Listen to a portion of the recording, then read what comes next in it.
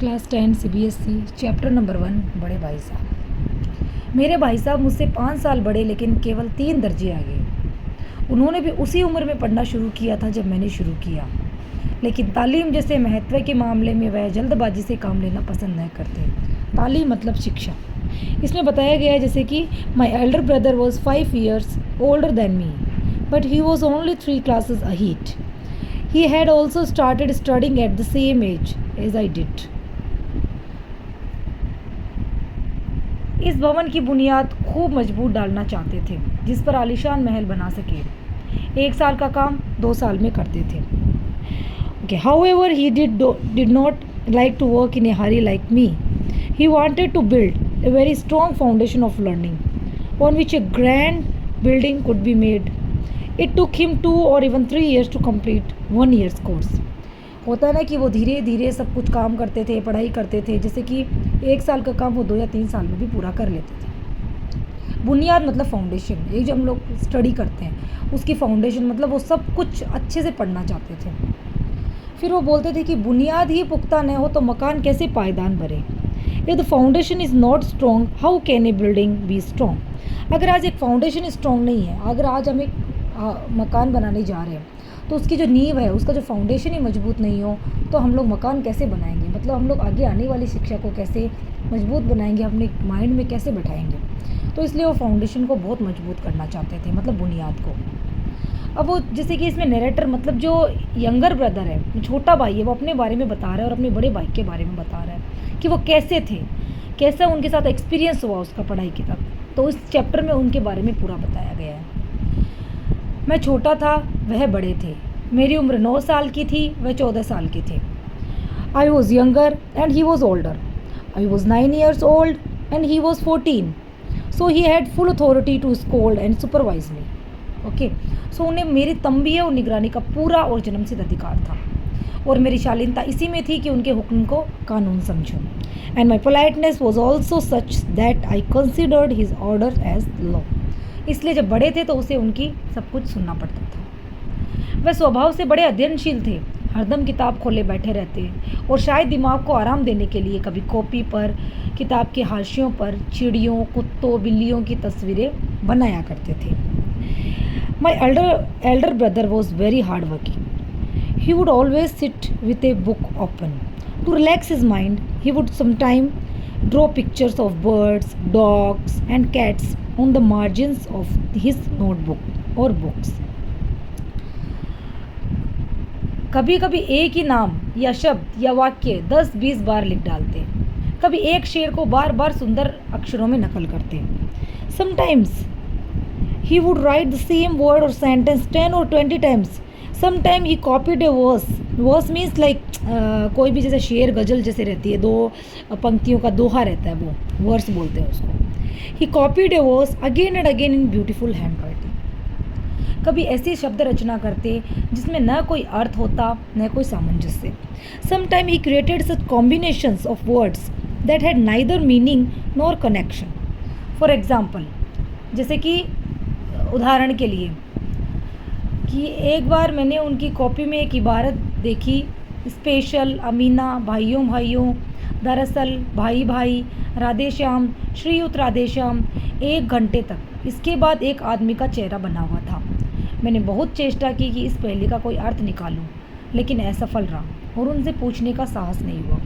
Like example, brother brothers, actually brother brother, okay, he written brothers brothers. Radhe Shyam, Shri Radhe Shyam, 1 hour, half an hour. Then there was a face of a man drawn. I tried many times to understand the meaning of these things, but I failed and never had the courage to ask him. He was in, okay, इनका लेकिन असफल रहा उनसे पूछने। वह 9वीं जमात में थे, मैं 5वीं में। उनकी रचनाओं को समझना मेरे लिए छोटी मुँह बड़ी बात थी। So understanding his actions was beyond my small knowledge. मेरा जी पढ़ने में बिल्कुल नहीं लगता था। 1 घंटा भी किताब लेकर बैठना पार था।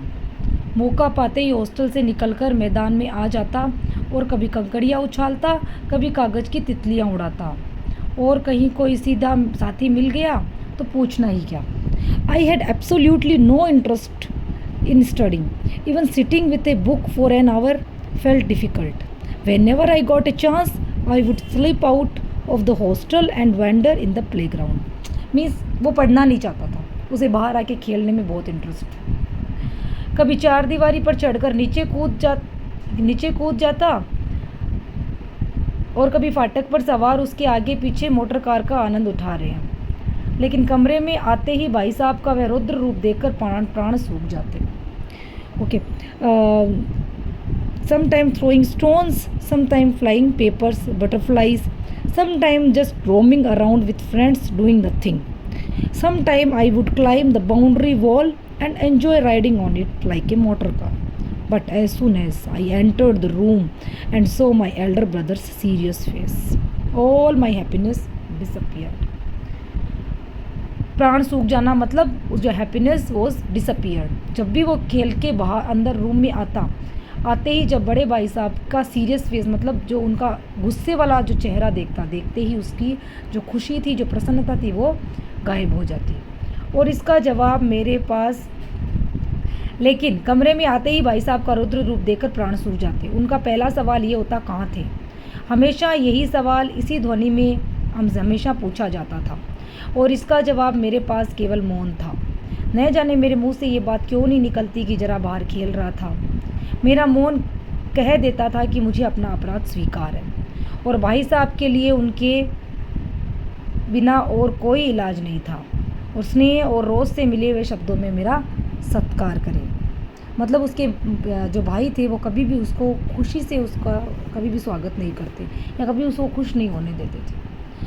ठीक है, but as soon as I entered the room I saw my elder brother's serious face, all my happiness disappeared. His first question would always be, where were you?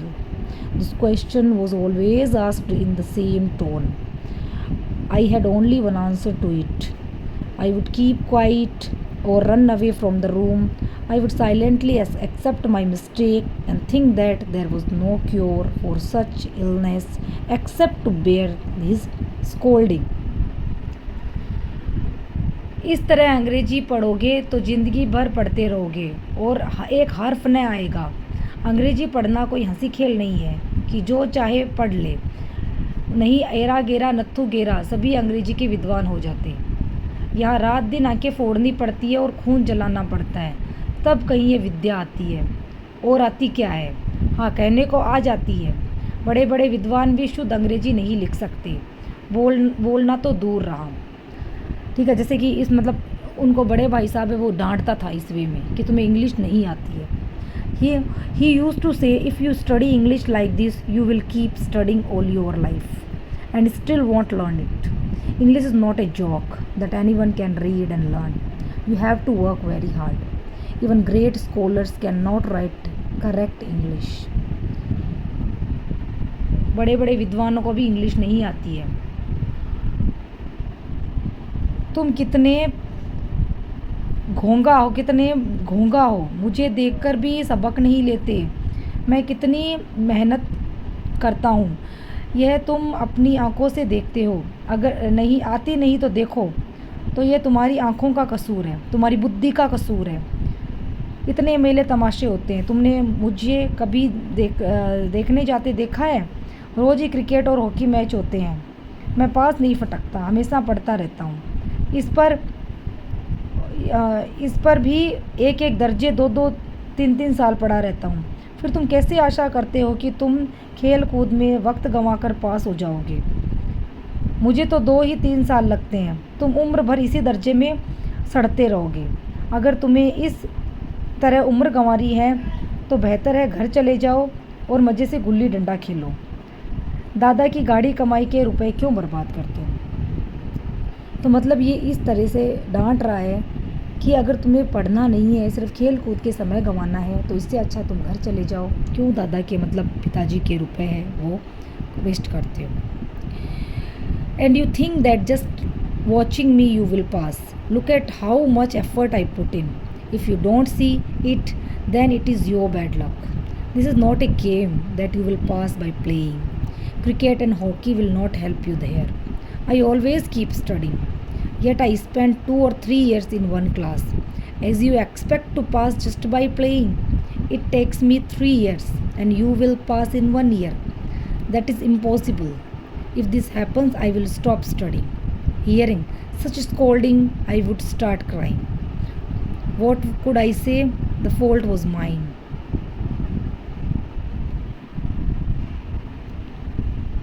अपराध मैंने किया है, लताड़ कौन सहे। भाई साहब उपदेश की कला में निपुण थे। ऐसी ऐसी लगती बातें कहते, ऐसे ऐसे सुक्ति बाण चलाते कि मेरे जिगर के टुकड़े टुकड़े हो जाते और हिम्मत टूट जाती। इस तरह जान तोड़कर मेहनत करने की कोशिश तो मैं अपने में न पाता था। उस निराशा से जरा देर के लिए सोचने लगता, क्यों न मैं घर चला जाऊं। जो काम मेरे बूते के बाहर है उसमें हाथ डालकर क्यों अपनी ज़िंदगी ख़राब करूं। मुझे अपना मूर्ख रहना मंजूर था, लेकिन इतनी मेहनत से मुझे चक्कर आ जाता था। लेकिन 1-2 घंटे बाद निराशा के बादल फट जाते और मैं इरादा करता कि आगे से खूब जी लगाकर पढ़ूंगा। झटपट एक टाइम टेबल बना डालता, बिना पहले से नक्शा बनाए कोई स्कीम तैयार कि काम कैसे शुरू करूं। टाइम टेबल में खेल कूद की मदद बिल्कुल उड़ जाती। प्रातःकाल 6 बजे उठना, मुंह हाथ धोकर नाश्ता कर पढ़ने बैठ जाना।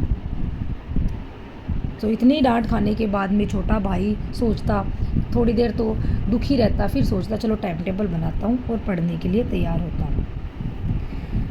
तो इसके बाद the fault was mine. My elder brother was very skilled in giving lecturer.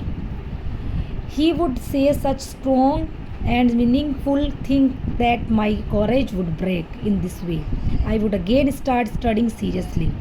I would make a timetable and decide not to waste even a minute. I would promise myself not to step out of the room and not to spoil my life. I had no choice but to follow this. However, studying so hard made me feel tired and restless. After an hour or two, all my determination would break and I would decide to study with interest from the next day. अगला part next video में clear करती हूँ।